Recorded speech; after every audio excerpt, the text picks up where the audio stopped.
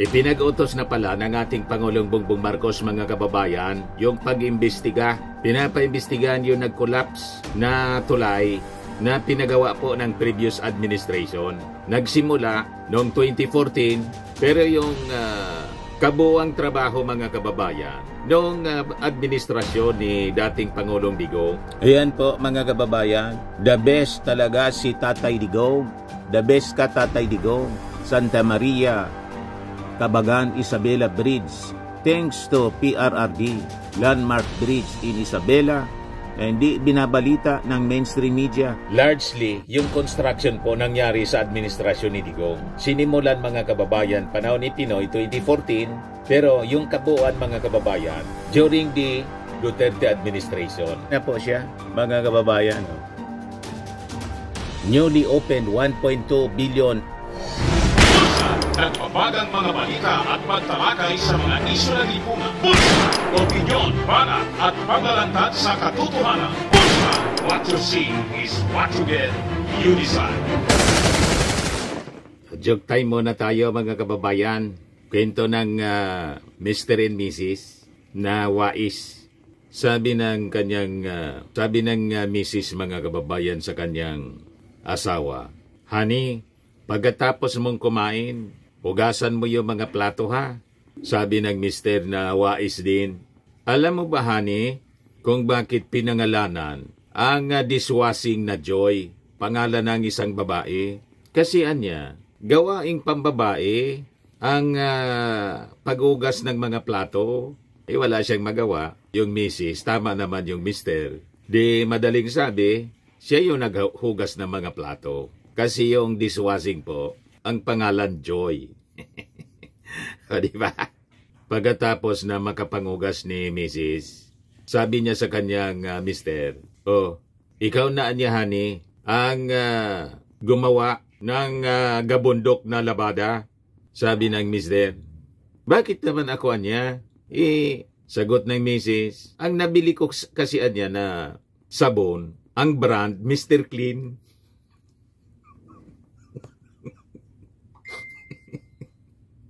Di ba wala ng Mr. Clean? Ha? Pero kwento man lang po ito. Joke. Oo nga naman. Di siya yung sumabak sa gabundok na labada. Kasi yung sabon na nabili ni Mrs. Mr. Clean. Wala siyang lusot ngayon. Amanos. O, di ba? So, maraming salamat sa nagpadala nitong kwentong katatawanan. Congratulations kay Candy Cervantes. Nagdatrabaho dyan sa Interfield Laboratories Incorporated, taga Makati City. Matik agad. Panalo ka ng 200 pesos. Pakipadala na lang ng GCash number mo po. Qualified ka na rin sa monthly draw natin. 5,000 yung price sa mabubunot natin na entry. Ulog na rin natin dito. Dito na po tayo sa seryosong mga topics. Ipinag-utos na pala ng ating Pangulong Bongbong Marcos, mga kababayan, yung pag-imbestiga. Pinapaimbestigahan yung nag-collapse na tulay na pinagawa po ng previous administration. Nagsimula noong 2014, pero yung kabuuang trabaho, mga kababayan, noong administrasyon ni dating Pangulong Digong, pinagmalaki pa nga po ng mga DDS at nagagalit pa sa mainstream media kung bakit hindi kinukover yung nagiba, mga kababayan, na tulay doon sa Isabela. Ayan po, mga kababayan, the best talaga si Tatay Digong. The best ka, Tatay Digong. Santa Maria, Cabagan, Isabela Bridge. Thanks to PRRD, landmark bridge in Isabela, na hindi binabalita ng mainstream media. Basta bayad media, asahan mong walang balita na maganda. Kaya kampi sila sa dilaw dahil maraming pera pambayad sa kanila. Mabuhay ang Duterte administration. Nang magiba, mga kababayan, dinisown. Itinuro si Pinoy, tapos si PBBM. Hindi nga po magamit. Kahit natapos na, mga kababayan. Kaya ang ginawa ng Marcos administration, pina-retrofit, pina-strengthen po kasi defective yung pakagawa, umaalog-alog po. Baka niya Mr. Maravillas yung ginamit na materialis ko kulamber. Baka hindi naman po, sobra naman kung kukulamber. Baka steel din po ang ginamit, kaya lang siguradong steel, baka made in China. Substandard mga kababayan. Kaya nagiba. Pinapaimbestiga ngayon ng ating Pangulong Bongbong Marcos para papanagutin kung sino po ang may sala. Ayan po. Sabi dito sa balita, Marcos orders probe into collapse Isabela Bridge. Yan po ang sabi ni Yusek Castro ng Presidential Communications Office. According to Castro, the government will not let those responsible off the hook. Tapos, papadagutin mga kababayan kung sino ang kumita. Yan po. Nagkausap kami ng Pangulo kahapon regarding this. Ito talaga ay papaimbestigahan. Kung may bahid man ng korupsyon sa nangyaring ito, hindi talaga pwedeng hindi managot. Yan ang sabi ng ating Pangulo. Pag nalaman natin kung sino ang mayroong pagkakamali dito at may bahid nga ng korupsyon, kung may bahid ng korupsyon ay dapat may managot, makulong. Ganon mga kababayan ang gagawin ng administrasyong ito. 1.2 billion, 1.25 billion pesos yung total cost mga kababayan nito. At noong 2023, dahil nga po sa reklamo ng mga biyaheros doon, na pag dumadaan sila, umaalog-alog, sinubukan na sana ng ating administrasyon, ng Marcos administration na isalba siya. So nag-allocate ng milyon pondo para i-retrofit o i-strengthen. Yan o. Sabi rito ng kabataan ng bagong Pilipinas, kahit anong salba ni PBBM, palpak talaga ang pagkapagawa ni Digong. Ano, build better more. Sinubukang isalba ng PBBM admin ngunit palpak talaga ang pundasyon. Yan o, name ng project. 2023 ito mga kababayan. Natakpan lang yung date ng retrofitting.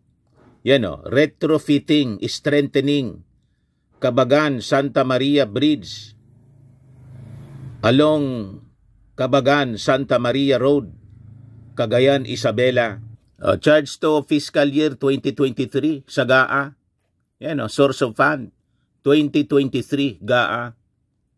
Talagang mahina yung pundasyon mga kababayan, kaya hindi na maisalba. Kaya ito ngayon, pinapaimbestigahan ng ating Pangulong Bongbong Marcos. Sabi dito ni Yusek Castro, pero siyempre, iisa-isahin pa rin natin ang facts. Kailangang may ebidensya. Castro meanwhile appealed to local government units to regularly inspect the infrastructure projects in their locality. Dapat magkusa na rin. Sa dinami-dami po talaga ng trabaho ng Pangulo, hindi naman natin maisa-isa yan. Kaya nga po, may mga namumuno sa LGU, obligasyon nyo po yan. May building officials naman kayo. Yan po ang dapat na nag-check, sabi po ni Yusek Castro.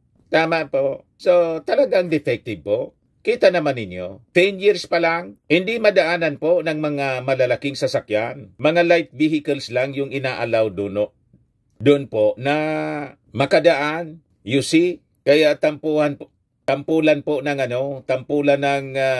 mga biruan, yung pagkagawa po. Baka niya yung design yan, bisikleta lang yung pwedeng dumaan. Hindi tulad po ng mga pinagawa nung panahon ni Apulacay. Tingnan niyo po yung San Juanico Bridge. Ang tagal-tagal na dumaan yung napakalakas na bagyo sa buong mundo. Super Typhoon Yolanda. Hindi man lang po nasira. Hindi natinag po kasi quality. Kahit yung mga pinagawa ni Apulacay dyan sa Ilocos Region, makikita ninyo ang quality ng mga tulay. Pero ito po, naging London Bridge is falling down. Collapsible.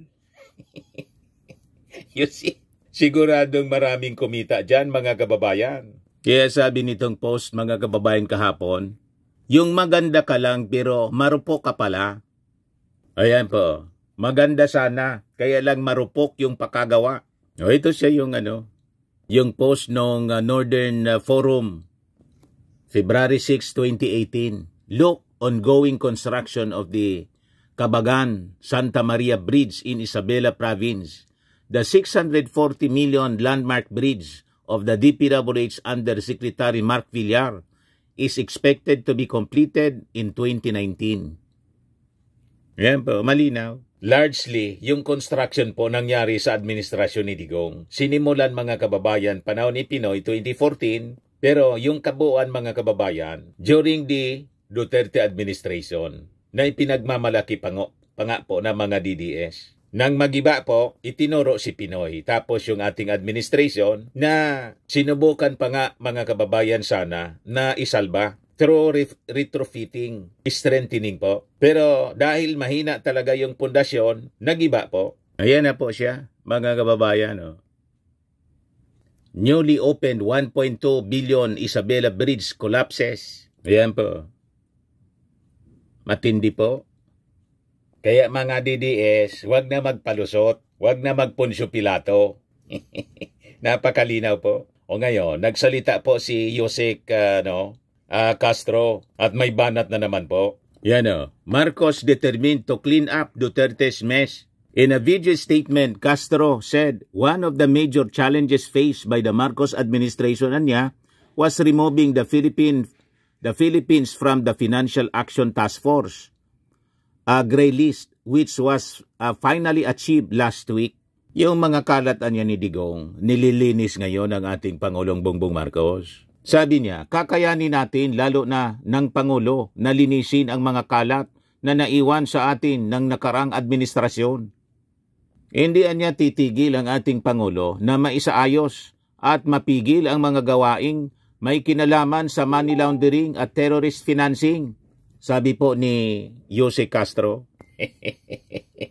Panoorin natin yung kanyang mensaheng matatalim, mga kababayan. Ayan po. Good news anya. May good news anya tayo. Good news po tayo ngayong araw na ito. Dahil sa pagpupursigi ng ating Pangulo ay napatanggal na po ang ating bansa sa Financial Action Task Force Gray List. Ano po ba ang ibig sabihin nito? Nakita po ng Financial Action Task Force or FATF ang naging pagtatrabaho ng Administrasyong Marcos na magampanan ang obligasyon para matanggal o mabawasan ang mga gawaing nauugnay sa money laundering at pagpupondo sa terorismo. Ano po ba itong FATF? Isa itong independenteng organisasyon na binubuo ng 39 na miyembro na nagtatakda ng mga international na pamantayan upang labanan ang money laundering at ang propaganda ng terorismo. May mga bansa po na nailalagay sa blacklist or gray list. Kapag blacklist, ibig sabihin ay may significant strategic shortcomings o sobrang kakulangan upang sugpuin ang money laundering at terrorist financing.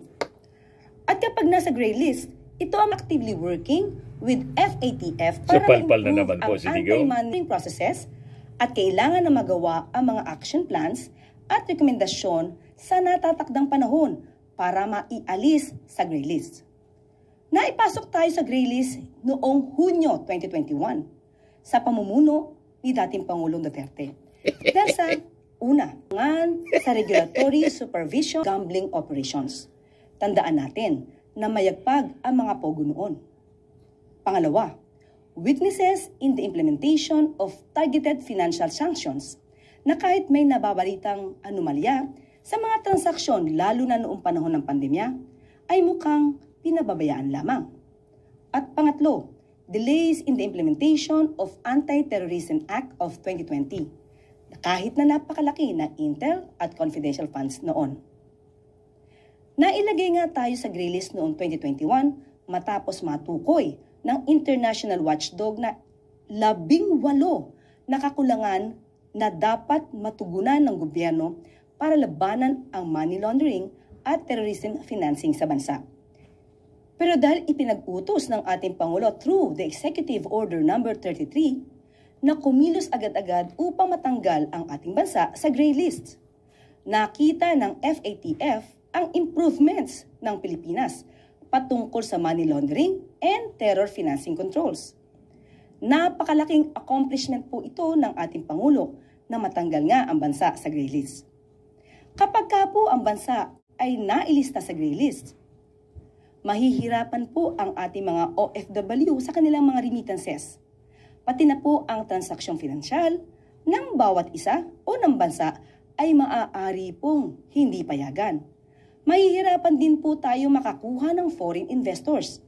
Kaya dahil natanggal po tayo sa gray list, hindi na po tayo mahihirapan, lalong-lalo na ang ating mga OFW na magpadala ng kanilang remittances dahil maiiwasan na po ang pagbabayad ng napakalaking fees at madali na rin po sa atin ang mag-inganyo ng mga foreign investors. Kakayanin natin, lalo na ng Pangulo, na linisin ang mga kalat na naiwan sa atin ng nakaraang administrasyon. Ipanalangin natin na mapanatili natin na hindi tayo muling mapasama sa gray list o blacklist ng FATF. Hindi titigil ang ating Pangulo na maisaayos at mapigil ang mga gawaing may kinalaman sa money laundering at terrorist financing. Maraming salamat para sa bagong Pilipinas. Basag na naman po yung dating Pangulong Digong. Siguradong maglalaway na naman po sa galit nito yung mga DDS. Kokuyugin nila si Jose Castro dahil sa pinaka-latest na statement na to na sinasabi nililinis ng ating Pangulong Bongbong Marcos or nililinis yung mga kalat ni Digong. Pero tama naman po. Sakto lang. Truthful, magkatotohanan mga kababayan at magandang balita para sa ating lahat, lalo na po sa mga OFW at sa bawat mamamayang Filipino ng bagong Pilipinas. Kasi magiging very attractive na tayo po sa mga foreign investors because of that. Ito naman po, Firmax Firming and Lifting Cream, pinapahid po sa mga pulses in affected area. Mainam po sa paninigas ng mga kasukasuan. Ito naman po, Automax Radiant Serum. Sa mukha naman yung application, anti-aging po siya. You will look 10 years younger than your age. Sa mga cancer patients naman po, baka lang gusto ninyo itong itry. Nengsa Red Mix Fruit Drink. Hindi mo po siya gamot, food supplement siya. Kaya lang, gawa siya mga kababayan sa goji berry. Yung goji berry may anti-cancer properties. O ngayon, yung mga inquiries ninyo, dumiritso na lang kayo sa aming messenger sa Facebook para masagot namin agad. Ayos pa? Ayos na ayosan niya, Mr. Maravilla. At sa mga nagana po ng malinis and spacious fitness gym, pumunta lang po kayo sa aming Colossal Fitness Gym. May Grab car rental din po kami. Ito naman po yung bago naming product na binibenta online. Eye Glow Serum, whitening po siya. Tingnan ninyo yung epekto sa aking anak na architect before and now. Yung mga inquiries po ninyo, dumiretso na lang kayo sa kanyang Facebook account, Riz Maravillas.